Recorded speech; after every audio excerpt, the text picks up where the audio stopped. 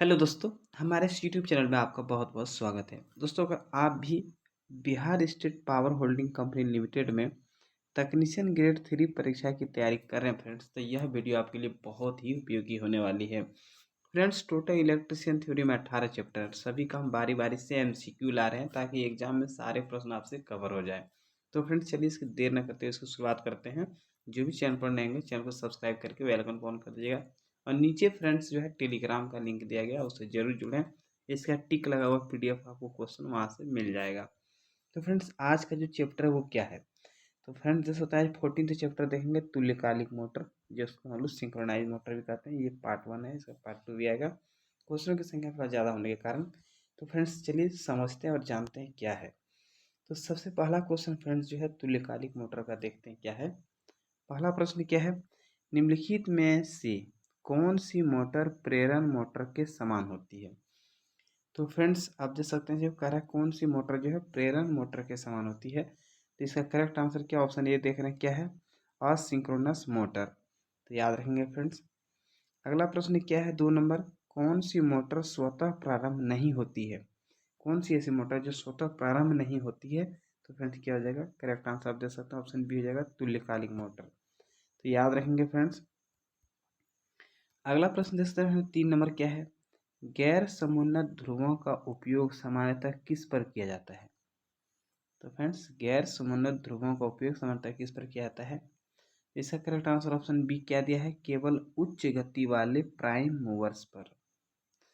अगला प्रश्न देख सकते हैं, 4 नंबर क्या है, यदि तुल्यकालिक मोटर के क्षेत्र को अंडर उत्तेजन की दशा पर चलाया जाए तब शक्ति गुणक होगा। तो फ्रेंड्स, अंडर उत्तेजन की दशा पर चलाने की बात की जा रही है, तो उसका शक्ति गुणक क्या हो जाएगा? ऑप्शन बी देख सकते हैं, क्या हो जाएगा, पश्चगामी। याद रखेंगे फ्रेंड्स। अगला प्रश्न देख सकते हैं क्या है, 5 नंबर है, वह मोटर जिसके रोटर तथा स्टेटर चुंबकीय क्षेत्र में समान गति पर घूर्णन करते हैं कहलाती है। तो फ्रेंड्स, वह मोटर जिसमें रोटर और स्टेटर दोनों चुंबकीय क्षेत्र में एक समान गति पर घूर्णन करते हैं तो कहलाती है फ्रेंड्स तुल्यकालिक मोटर, सिंक्रोनाइज मोटर जिसको कहते हैं। ऑप्शन ए हो जाएगा सही। अगला प्रश्न देख सकते हैं क्या है, 6वां प्रश्न है। प्रश्न क्या है, तुल्यकालिक मोटर के प्रारंभन के लिए कौन सी विधि प्रयोग में ली जाती है? तो फ्रेंड्स, 4 ऑप्शन में से जो है कौन सी विधि उपयोग होती है इसकी, ऑप्शन डी हो जाएगा सभी। तो तुल्यकालिक मोटर के प्रारंभन के लिए फ्रेंड्स क्या ऑप्शन ए हो जाएगा, दिश धारा स्रोत का भी प्रयोग होता है। ऑप्शन बी देख सकते हैं, पोनी मोटर का भी प्रयोग होता है। ऑप्शन सी देख सकते हैं फ्रेंड, अवमंदक वाइंडिंग का भी प्रयोग होता है। ये किसके लिए तीनों होता है? तुल्यकालिक मोटर के प्रारंभन के लिए, याद रखेंगे। अगला प्रश्न क्या है फ्रेंड, देखिए 7 नंबर का जो प्रश्न है वो है, तुल्यकालिक मोटर में रोटर को दी जाने वाली उत्तेजन वोल्टेज किस प्रकार की होती है? तो फ्रेंड्स, रोटर को दी जाने वाली जो है उत्तेजन बटन वोल्टेज की बात की जा रही है तुल्यकालिक मोटर में, तो इसका करेक्ट आंसर ऑप्शन सी हो जाएगा, शुद्ध डीसी। डीसी वोल्टेज उसमें दिया जाता है, डीसी करंट। अगला प्रश्न 8 नंबर क्या है, तुल्यकालिक मोटर में न्यूनतम आर्मेचर धारा किस शक्ति गुणक पर होती है? तो फ्रेंड्स, तुल्यकालिक मोटर में न्यूनतम आर्मेचर धारा किस शक्ति गुणक पर होती है? तो ऑप्शन सी हो जाएगा सही, 0.6। अगला प्रश्न 9 नंबर है, एक विशेष प्रकार की पोल सिंक्रोनस मशीन का पावर आउटपुट अधिकतम होता है जबकि शक्ति कोण मतलब जो है हो वो कितना हो? तो फ्रेंड्स, शक्ति कोण कितना होगा जबकि उसका कह रहा है कि आउटपुट अधिकतम होगा। याद रखेंगे, आउटपुट होने के लिए 90 डिग्री होना चाहिए, आउटपुट अधिकतम होने के लिए। अगला प्रश्न 10 नंबर क्या है, तुल्यकालिक मोटर में उत्तेजन बढ़ाने पर शक्ति गुणक पर क्या प्रभाव पड़ता है? यानी तुल्यकालिक मोटर में हम लोग शक्ति गुणक को अगर बढ़ा दें तो फ्रेंड्स, सॉरी, उत्तेजन को बढ़ा दें तो शक्ति गुणक क्या होगा? तो ऑप्शन ए हो जाएगा सही, क्या हो जाएगा, शक्ति गुणक में सुधार हो जाता है। उत्तेजन बढ़ाने पर शक्ति गुणक में क्या हो जाएगा, सुधार हो जाएगा। अगला प्रश्न देख सकते हैं फ्रेंड क्या है, 11 नंबर प्रश्न है। प्रश्न देख सकते हैं क्या है, सामान्य उत्तेजना के साथ चलने वाली एक सिंक्रोनस मोटर भार यानी लोड वृद्धि के प्रति अनिवार्य रूप से अपने डैश की वृद्धि द्वारा समायोजन कर लेती है। तो फ्रेंड्स किसकी वृद्धि द्वारा जो है समायोजन कर लेती है? ऑप्शन क्या हो जाएगा? डी हो जाएगा, शक्ति गुणक। याद रखेंगे, शक्ति गुणक। अगला प्रश्न क्या है फ्रेंड्स? 12 नंबर है, तुल्यकालिक मोटर में प्रारंभिक टॉर्क व रनिंग टॉर्क का अनुपात होता है। तो फ्रेंड्स इसका क्या हो जाएगा? अनुपात देख सकते हैं, शून्य होता है। ऑप्शन डी हो जाएगा सही। पूछा जा रहा है कि प्रारंभिक टॉर्क व रनिंग टॉर्क का अनुपात, तो याद रखेंगे। अगला प्रश्न 13 नंबर क्या है फ्रेंड्स? उल्टा भी वक्र डैश का ग्राफ है, यानी उल्टा भी जो है वक्र वो किसका ग्राफ है? तो फ्रेंड्स ऑप्शन बी हो जाएगा सही। देख सकते हैं किसका ग्राफ है? पी एफ जो है, फिर आई एफ, ये चीज़ें दी गई है वर्सेस।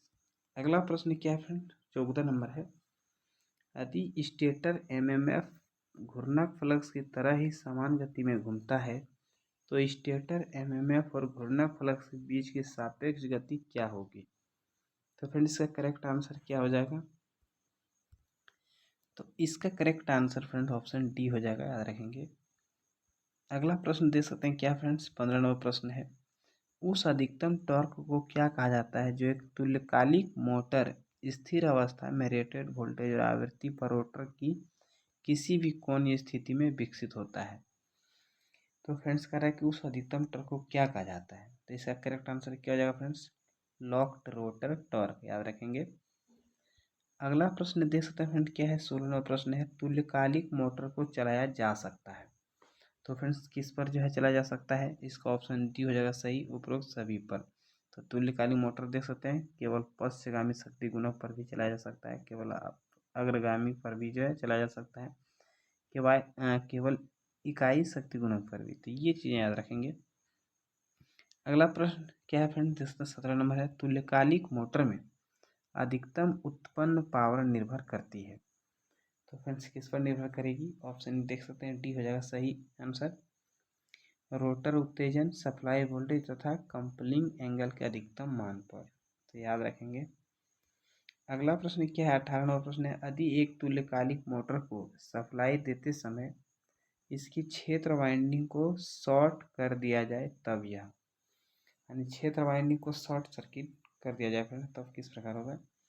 तो ऑप्शन सी हो जाएगा सही। दे सकते हैं क्या कह रहा है कि एक प्रेरण मोटर की तरह स्टार्ट होगी और बाद में एक तुल्यकालिक मोटर की तरह चलेगी। यही इसका करेक्ट आंसर हो जाएगा। 19 नंबर प्रश्न देख सकते हैं क्या है?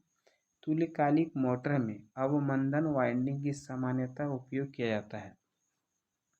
तो फ्रेंड्स अवमंदन वाइंडिंग का सामान्यतः उपयोग किया जाता है, ऐसा क्या कारण है? ऑप्शन डी हो जाएगा सही, हंटिंग से बचाने और प्रारंभिक बलागुर प्राप्त करने के लिए। अगला प्रश्न देख सकते हैं फ्रेंड 20 नंबर प्रश्न क्या है? तुल्यकालिक मोटर के स्टेटर में उत्पन्न पश्च विद्युत वाहक बल यानी ईएमएफ किस बात पर निर्भर करता है? तो फ्रेंड्स किस बात पर? ऑप्शन बी हो जाएगा सही, रोटर उत्तेजन और रोटर स्पीड पर निर्भर करता है। अगला प्रश्न देख सकते हैं 21 नंबर प्रश्न क्या है? एक तुल्यकालिक मोटर औद्योगिक उपयोगों में निम्नलिखित कारणों के कारण उपयोगी होती है। किस कारणों से जो फ्रेंड इसको जो है औद्योगिक में जो उपयोग किया जाता है तुल्यकालिक मोटर को? तो ऑप्शन इसका डी हो जाएगा सही, उपरोक्त सभी। तीनों ऑप्शन इसका सही हो जाएगा। यह पूरे संस्थान का शक्ति गुणक बढ़ाती है, ये हो जाएगा सही। यदि मुख्य सप्लाई, ऑप्शन बी जो है फ्रेंड, यदि मुख्य सप्लाई आवृत्ति स्थिर रहे तब सभी लोड पर इसकी इसकी जो स्पीड स्थिर रहेगी, ये भी सही है। अधिक दक्षता और बचत के लिए इकाई शक्ति गुणक पर नियंत्रित करके चला सकते हैं। तो ये जो है इसके आंसर हो जाएंगे। अगला प्रश्न देख सकते हैं 22 में कह रहा है कि तुल्यकालिक मोटर के अति उत्तेजन से मोटर का शक्ति गुणक किस प्रकार होगा? तो क्या हो जाएगा? शक्ति गुणक अग्रगामी हो जाएगा। अगला प्रश्न देख सकते हैं 10 पोल वाली तुल्यकालिक मोटर की घूर्णन गति डैश होगी जबकि जबकि स्रोत आवृत्ति जो है 50 Hz है। तो फ्रेंड्स ये वही फॉर्मूला है आरपीएम वाला, उस पर हम लोग निकाल सकते हैं। 600 आरपीएम हो जाएगा इसका का आंसर। अगला प्रश्न 24 नंबर क्या है? एक तुल्यकालिक मोटर सदैव डैश गति पर घूर्णन करती है। तो फ्रेंड्स एक सिंक्रोनस मोटर या तुल्यकालिक मोटर जो है किस पर? ऑप्शन इसका सी हो जाएगा, तुल्यकालिक गति पर घूमती है या घूर्णन करती है। 25 नंबर प्रश्न है, तुल्यकालिक गति का सूत्र है वही फॉर्मूला फ्रेंड्स दे सकते हैं, जो ऑप्शन सी हो जाएगा सही, NS बराबर 120F जो है बाई पी जो है, इस चीज़ को याद रखेंगे। अगला प्रश्न देख सकते हैं फ्रेंड 26 नंबर क्या है, एक तुल्यकालिक मोटर शून्य लोड एवं अति उत्तेजन पर प्रचालित है, तो इस अवस्था में मोटर डैश है। तो फ्रेंड्स क्या हो जाएगा मोटर, ऑप्शन बी हो जाएगा तुल्यकालिक संधारित्र।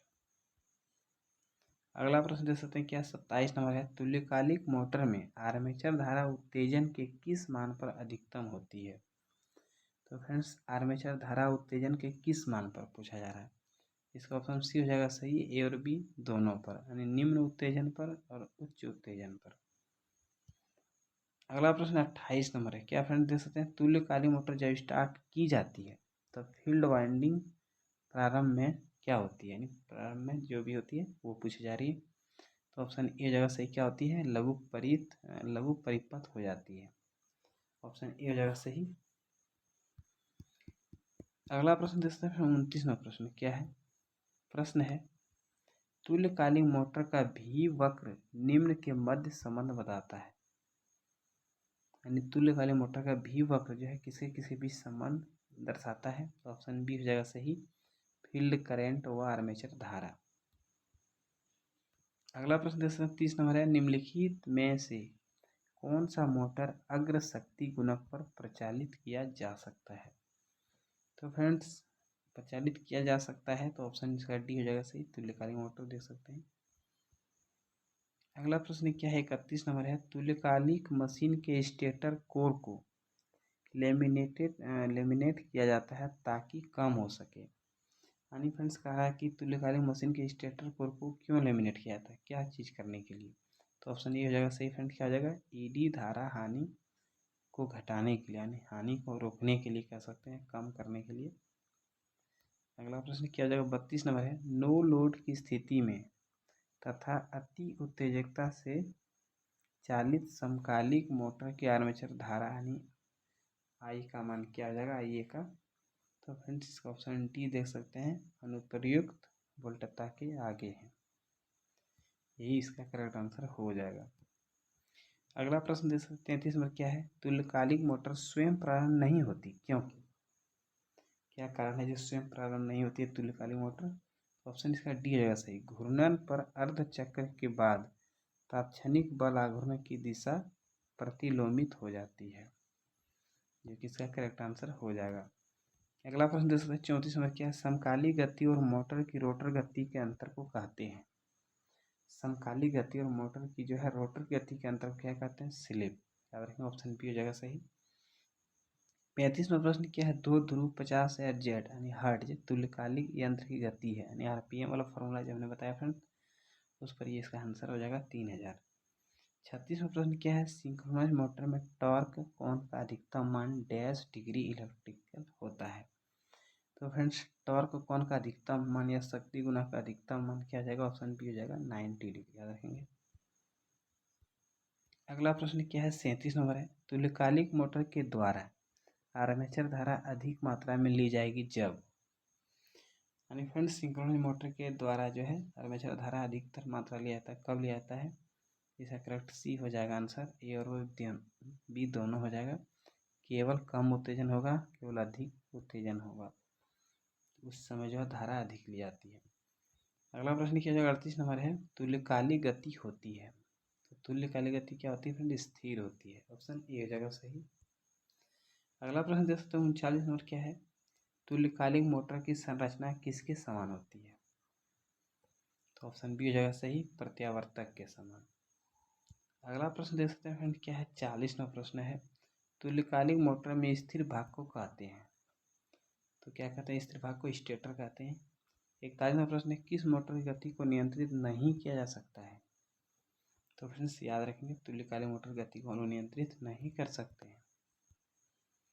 अगला प्रश्न देख सकते हैं क्या है 42 नंबर है, किस मोटर में प्रारंभिक बलाघूर्ण शून्य अथवा कम रहता है, यही ऑप्शन बी हो जाएगा सही, तुल्यकालिक मोटर।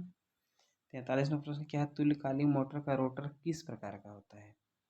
फ्रेंड ऑप्शन सी हो जाएगा सही, किस प्रकार का होता है, ए व बी दोनों प्रकार के होते हैं, समुन्नत ध्रुव प्रारूपी और ये जो है बेलनाकार प्रारूपी। अगला प्रश्न देख सकते हैं फ्रेंड क्या है 44वां प्रश्न है, तुल्यकालिक मोटर की गति निर्भर करती है, तो किस पर निर्भर करती है तुल्यकालिक मोटर की गति, तो इसका जो है ऑप्शन सी हो जाएगा, ए व बी दोनों यानी ए भी हो जाएगा सप्लाई आवृत्ति पर। ऑप्शन बी जो है स्टेटर में ध्रुवों की संख्या पर। ये चीज़ें याद रखेंगे फ्रेंड्स। अगला प्रश्न देख सकते हैं, 45वां प्रश्न है, तुल्यकालिक मोटर में भार कोण का अर्थ है। भार कोण का क्या अर्थ है तुल्यकालिक मोटर में? ऑप्शन बी हो जाएगा सही, रोटर तथा स्टेटर के विपरीत ध्रुवों के मध्य कोण, ये हो जाता है, इसका करेक्ट आंसर हो जाएगा। अगला प्रश्न देख सकते हैं, 46वां प्रश्न क्या है, तुल्यकालिक मोटर के स्टेटर में प्रेरित विद्युत वाहक बल निर्भर करता है। तो फ्रेंड्स जो है स्टेटर में प्रेरित विद्युत वाहक बल निर्भर करता है, कह रहा है। ऑप्शन क्या हो जाएगा, ए हो जाएगा सही, केवल रोटर उत्तेजन पर। 47वां प्रश्न क्या है, यदि तुल्यकालिक मोटर शून्य भार पर प्रचालित हो एवं उसमें नगण्य हानियां हो तब क्या होगी? ऑप्शन ए हो जाएगा सही, स्टेटर धारा शून्य होगी। तो ये चीज़ें याद रखेंगे फ्रेंड्स। अगला प्रश्न देख सकते हैं क्या है, 48वां प्रश्न है, तुल्यकालिक मोटर औद्योगिक कार्यों के लिए बहुत लाभदायक मशीन है, क्योंकि? तो फ्रेंड्स हमने ऊपर में ये प्रश्न को देखे हैं।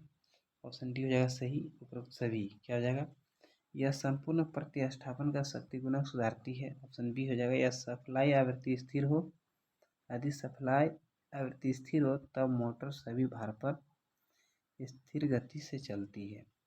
ऑप्शन सी क्या है, आवश्यकता पड़ने पर शक्ति गुणक इकाई किया जा सकता है। तो ये चीज़ें जो है फ्रेंड इसका लाभदायक है।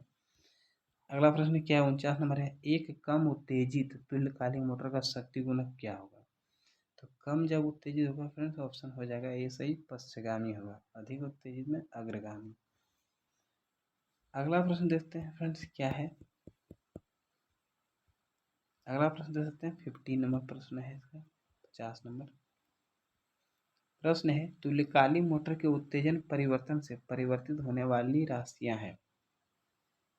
तो फ्रेंड्स क्या जो है परिवर्तित होती है वो चीज़ें दी गई है, कौन सी राशि? ऑप्शन इसका सी हो जाएगा सही, ए व बी दोनों, यानी शक्ति गुणक भी और आर्मेचर धारा भी, याद रखेंगे। अगला प्रश्न 51 नंबर क्या है, तुल्यकालिक मोटर स्वचालित नहीं है, क्योंकि?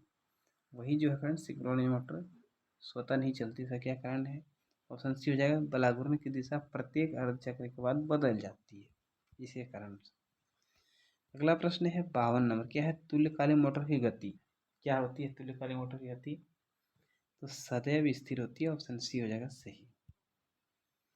अगला प्रश्न क्या है फ्रेंड्स, देख सकते हैं 53, तुल्यकालिक मोटरें आमतौर से निम्नलिखित पर प्रचलित होती है। तो फ्रेंड्स किस पर प्रचलित होती है? अग्रगामी पावर फैक्टर पर। अगला प्रश्न क्या है, 54 नंबर है, किसी उद्योग के शक्ति गुणों को इनमें से किसके द्वारा सुधार किया जा सकता है? तो फ्रेंड्स ऑप्शन बी हो जाएगा संधारित्र, याद रखेंगे। 55 नंबर प्रश्न क्या है, समकालिक मोटर में स्टेटर बैंक ईएमएफ जो है का परिमाण डैश पर निर्भर करता है। तो समकालिक मोटर में स्टेटर बैंक की बात हो रहा है, ऑप्शन क्या हो जाएगा, सी हो जाएगा सही, केवल डीसी उत्तेजकता। अगला प्रश्न क्या है, 56 नंबर दे सकते हैं, निम्नलिखित थ्री फेज में से कौन सा मोटर सेल्फ स्टार्टिंग नहीं है? तो फ्रेंड्स समकालिक मोटर जो है सेल्फ स्टार्टिंग नहीं, ऑप्शन ए हो जाएगा सही। अगला प्रश्न दे सकते हैं 57 है, यदि एक तुल्यकालिक मोटर चालू होती है लेकिन पूर्ण बलाघूर्ण विकसित नहीं कर पाती है तो इसका संभावित कारण हो सकता है, क्या संभावित कारण हो सकता है फ्रेंड्स? इसमें जो है कोई भी इसका जो है ऑप्शन डी देख सकते हो, उससे कोई एक जो है इसका संभावित कारण हो सकता है। या तो फ्रेंड्स न्यून उत्तेजित भट्टता, व्युत्क्रमीय क्षेत्र के कुंडलन, या सी जो है मुक्त अथवा लघु परिपथ, तीनों में से कोई एक रीजन होने के कारण ऐसा हो सकता है। अगला प्रश्न क्या आप देख सकते हैं, तुल्यकालिक मोटर में डैम्पर कुंडी लगाने का क्या कारण है, यानी क्या प्रयोजन है? तो इसका ऑप्शन जो है डी हो जाएगा सही, बी और सी दोनों। फ्रेंड्स रोटर के दोलनों को दबाना और आवश्यक स्टार्टिंग बलाघूर्ण विकसित करना, यही इसका जो है डैम्पर कुंडी लगाने का कारण है। अगला प्रश्न और फ्रेंड्स इसका जो है अंतिम प्रश्न है, तुल्यकालिक मशीनों को दोहरी उत्तेजित मशीन कहा जाता है, क्यों? इसका क्या कारण है फ्रेंड्स? तो ऑप्शन सी हो जाएगा सही, इसके रोटर और स्टेटर दोनों उत्तेजित होते हैं, याद रखेंगे, इसके रोटर और स्टेटर दोनों उत्तेजित उत्तेजित होते हैं, यही कारण है कि दोहरी उत्तेजित मशीन कहा जाता है। तो फ्रेंड्स मैं उम्मीद करता हूँ कि ये वीडियो आपको पसंद आया होगा। पसंद आने पर जो है वीडियो को लाइक, नए चैनल को सब्सक्राइब जरूर करें। धन्यवाद।